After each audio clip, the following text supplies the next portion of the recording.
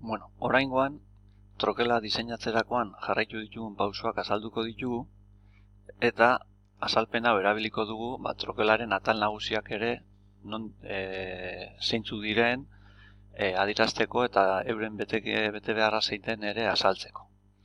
Bueno, lehenik eta behin, hemen ikusten dugu aukeratu dugun prentsaren definizio bat daukagula, bere neurriekin eta bere ezaugarri nagusiekin, eta lehenik eta behin egin dugun gauza izan da gure estudio de banda edo metodo planoa prentsa horretan kokatu. Horretarako garrantzitsua izan da elikadura altuera zein den zehatz-mehatz jakitea, bai? Eta horren arabera gure banda kokatu, indarren zentrua edo gravitate zentrua kontutan izan da, saiatu gara prentsan erarik egokienean kokatzen. Bale?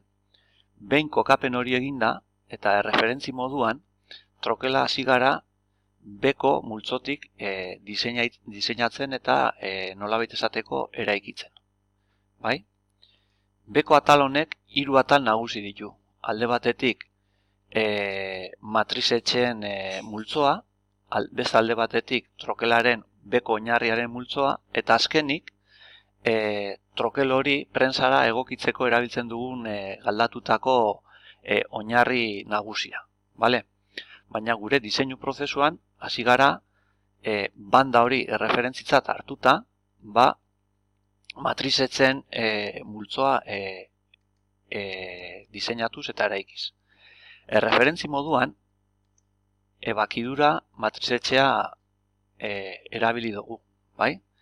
Ebakidura matrizetxea material oso gogor batek osatuko du, zergaitik plaka horrek hemen ditugun zulo eta arteka nagusiak mozteko balio behar digulako, bai? Hemen ikusten den moduan. Hemendik aurrera trokela pixkat hobeto ikusi ahal izateko prentsa izkutatu egingo dut. Bai?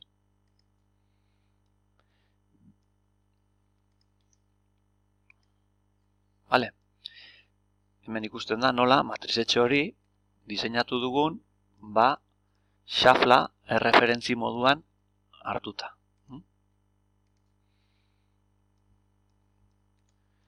Prozesuarekin aurrera jarraituz, gero egin duguna da matrizetxe horren inguruan eraiki beharreko beste pieza guztiak kokatzen joan. Bai?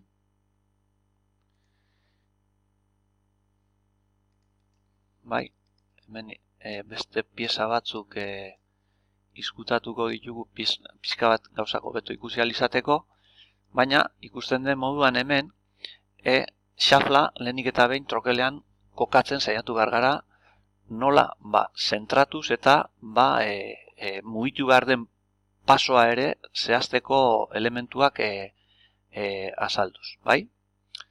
Hori eraiki ondoren, edo plaka guzti hauek jarri ondoren, hemen ikusiko dituzu daudela beste plaka meheago bi, bai? 5 milimetroko sendoera duten beste plaka bi, horre plakak dira sufriderak.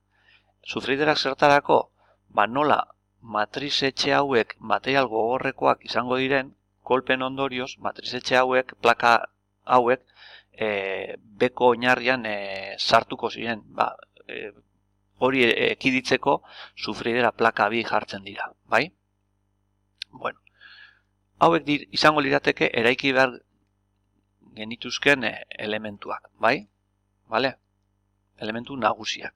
Gero hor barrukaldean badaude beste pieza batzuk postizoak direnak, aurrerago eta beste zehaztasun batekin azaldu ahal izango direnak, bai? Bueno, elementu guzti hauen azpian, edo hauekin batera hobeto esan da, egongo lirateke elementu komertzialak edo elementu normalizatuak, bai? Era bat, beste eraiki diren elementu horiei egokituta joango liratekenak. Baina orain, momentu honetan ikusi ezin ditugunak. Horretarako, eraiki beharreko elementuak izkutatu egingo ditugu, bai, zeintzuk diren azaltzeko. Vale? Elementu gehienak lotura elementuak dira, torloiuak ez daude bere osotasunean marraztuta, baina gehienak dira pasadorak, torloiuak, bai, neurri desberdinetako torloiu eta pasadorak, bai, malgukiren bat, bai. Gero, hemen ikusten dituzuen kaskillo hauek, kaskillo ebakitzaileak dira, bai, gehienak, lau hauek, eta beste bi hauek, eta beste lau kaskillo hauek dira kaskillo zentradorak edo, bai?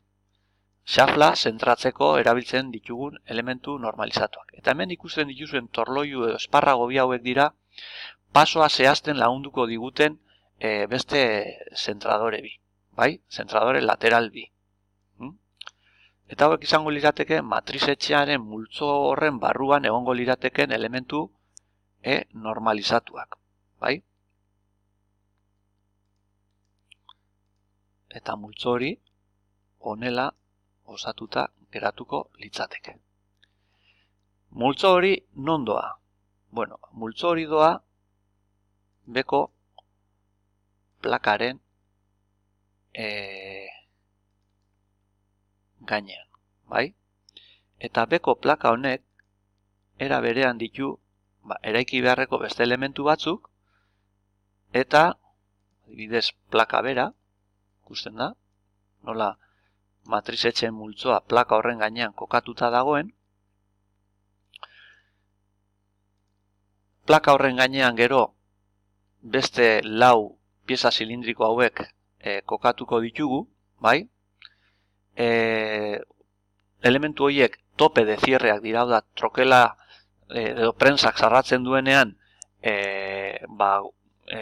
tope bat izan dezan, hortik bera joan ez dadin, eta baita ere multzo honetan egongo dira elementu normalizatu eta komertzialak.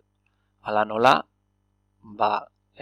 zelan da, zutabe gidatzaileak, bai, bale? Baina nola multzo horiekin ezin diren ikusi elementu normalizatu guztiak, elementu batzuk izkutatzen joango gara. Bai, honela geratuko litzateke, bai? Eta hemen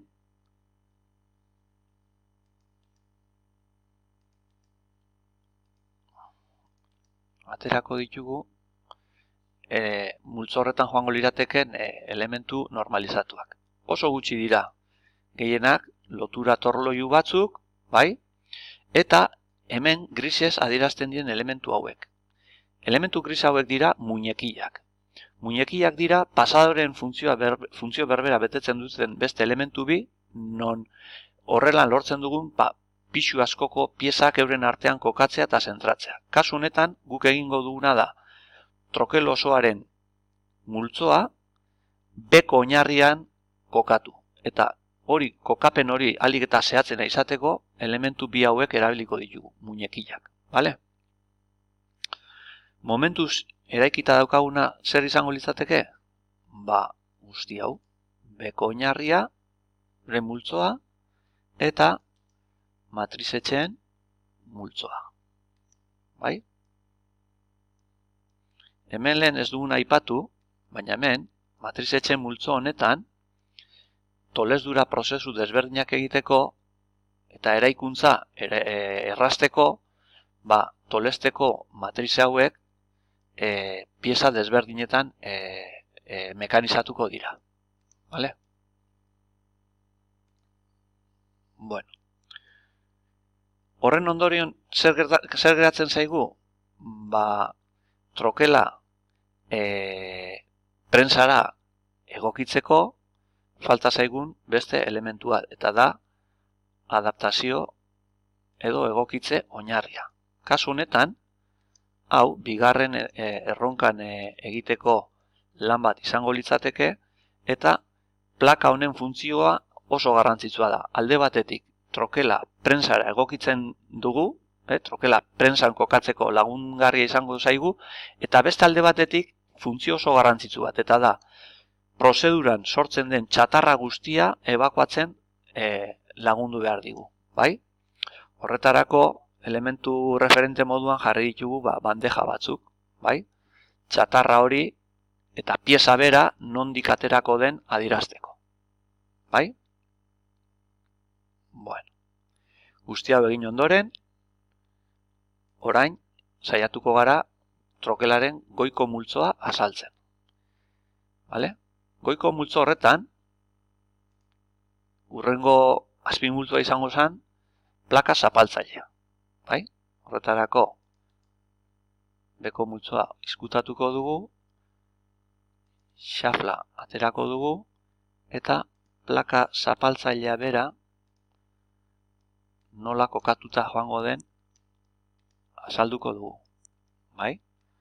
Plaka zapaltzaile honek eraikitzeko elementuak izango ditu, kasu honetan plaka xume bat, tapeta deritzona, ebaketa prozesuan lagunduko diguna, bai? Eta gero, bestalde batetik, multzonek ere izango ditu elementu komertzialak, noski.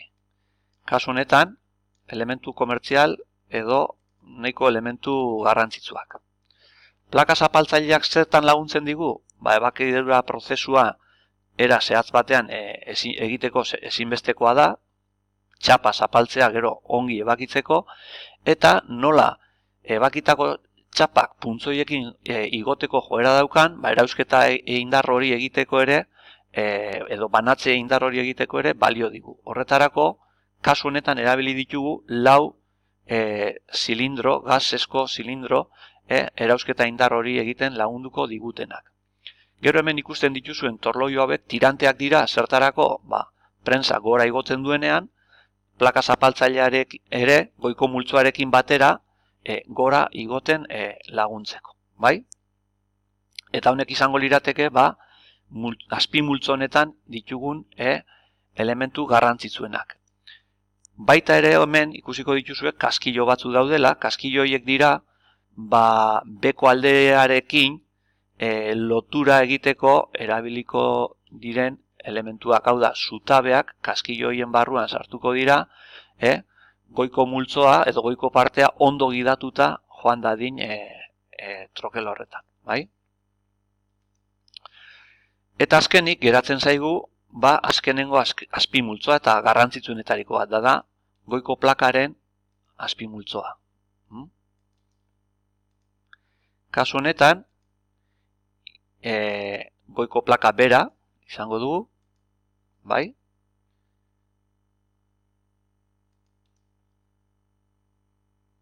Hau izkutatu egingo dugu, plaka zapaltzailea, eta hemendik begiratuta.